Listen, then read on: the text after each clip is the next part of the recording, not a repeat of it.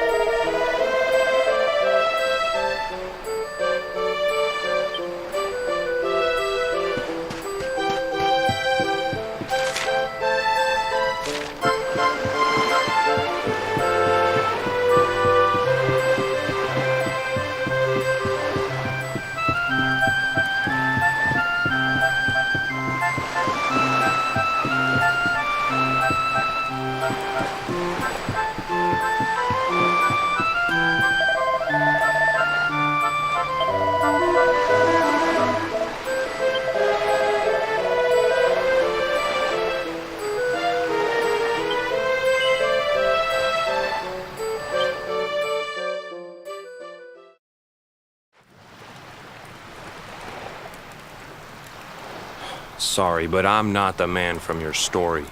You must have me mixed up with somebody else. Don't give us that nonsense. We know you're the only Kai in Honolulu. If you never meant to marry that poor mermaid, you should never have proposed to her. Hey, go easy on the accusations, will you? People here got no love for mermaids. If they think I do, I'll be in trouble. The Kai you're looking for is my grandfather, Kainoa. I take it you've heard the tale of the mermaid's curse? Yes, your mother told us all about it. But I can't see what an old fairy tale has to do with anything. You can't keep Michelle waiting any longer. That's what I'm trying to tell you. It's not a fairy tale, it's true. The fisherman from the story, that was my tutu, my grandpa. It all happened 50 years ago, and it happened just like my ma tells it. But the story didn't end there. 10 years after Grandpa got chased out of the village, the kahuna's daughter, Leilani, she married another man, and they had a kid together. After the baby came, the people started to forget about Kainoa and the curse the mermaid put on him, till one day. Another great storm struck, even more violent than the one that sent my grandfather to the bottom of the sea. The kahuna's boat went down, and him and his daughter's new husband went with it. The men who survived went to break the news to Leilani, but when they got there, her and the baby, they were nowhere to be found. The villagers said it was the mermaid's revenge, that she took all 4 of them because she couldn't have Kainoa. So they lit torches and they marched to Saikiki Beach to confront him. When they threw open the door of his hut, they couldn't believe what they saw. He'd been living all alone for the last 10 years, but there he was with a baby in his arms.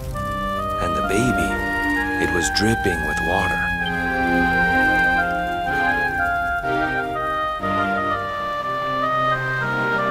They ran off screaming, talking about how he must have had a kid with the mermaid. And that was the last time anyone from the village went to Saikiki. Wait, but that baby must have been your mother, which would mean she was half mermaid, which would make you... Cooley, don't even say it. My mother is a human being. My grandpa found her abandoned on the beach and raised her as his own. He never had a kid with a mermaid. That's just a stupid rumor made up by a bunch of superstitious fishermen.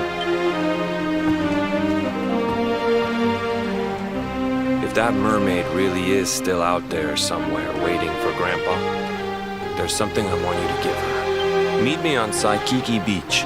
It's on the other side of the cape. You can get there through the chapel at the back of the village.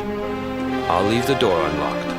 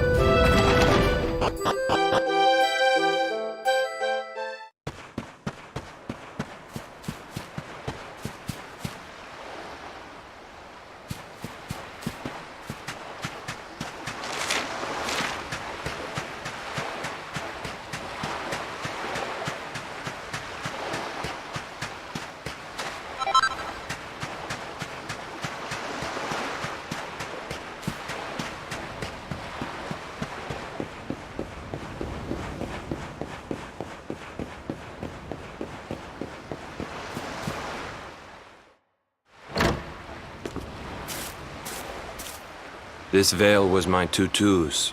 Ma said when she found him after he died, he was just lying there holding on to it. Guess there was a reason I never threw it away. If you really know where to find that mermaid, I want you to take it to her and tell her he's dead.